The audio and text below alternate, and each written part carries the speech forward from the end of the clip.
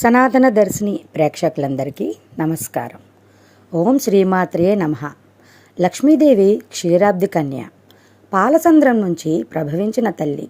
ఆ లక్ష్మీదేవిని స్వీకరించి శ్రీ మహావిష్ణువు శ్రీపతి అయ్యాడు. ఇక్కడ మనం గమనిస్తే చిన్న చమత్కారం ఉంది.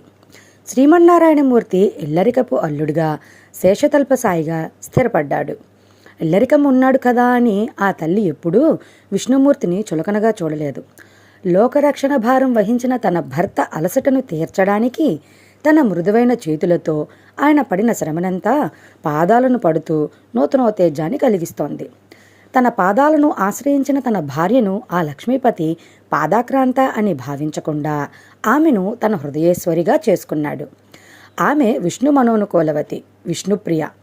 ఈ విశ్వం మొత్తం లక్ష్మీనారాయణ స్వరూపమే. అలా ఎవరైతే భావిస్తుంటారో వారిని అనుగ్రహిస్తూ ఉంటుంది ఆ తల్లి. ప్రతి మనిషి జీవితంలోనూ బాల, కౌమార, యౌవన, వార్ధక్యం అనే 4 దశలుంటాయి.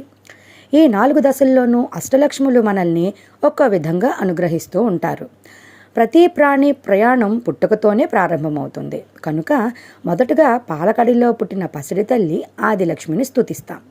పెరుగుదలకు అవసరమైన ఆహారాన్ని అందించే తల్లిగా ధాన్యలక్ష్మిని, పెరుగుతున్నప్పుడు వచ్చే భయాలను తొలగించే తల్లిగా ధైర్యలక్ష్మిని, కుటుంబక్షేమాన్ని కోరుకుంటూ సంతానలక్ష్మిని, విజయం లభిస్తేనే ముందుకు వెళ్ళగలం కనుక విజయలక్ష్మిని, అజ్ఞానం తొలగించి జ్ఞానాన్ని ప్రసాదించమని విద్యాలక్ష్మిని, ధనం మూలం ఇదం జగత్ అన్నట్టు దారిద్ర్య బాధలను తొలగించడానికి ధనలక్ష్మిని, ఇలా ఎన్నో విధాలుగా ఆరాధిస్తున్నా మనలో గల తాపత్రయాలను తొలగించడానికి గజలక్ష్మిని ఇలా ప్రార్థిస్తూ వస్తున్నాం.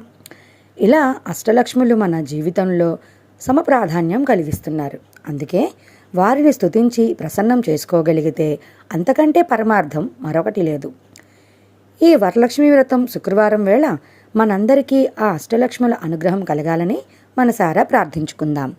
ఇలాంటి మరిన్ని ధార్మికమైన విషయాల గురించి తెలుసుకోవడానికి మన ఛానల్ను లైక్ చేయండి, షేర్ చేయండి, సబ్స్క్రైబ్ చేయండి. అందరికీ ధన్యవాదాలు.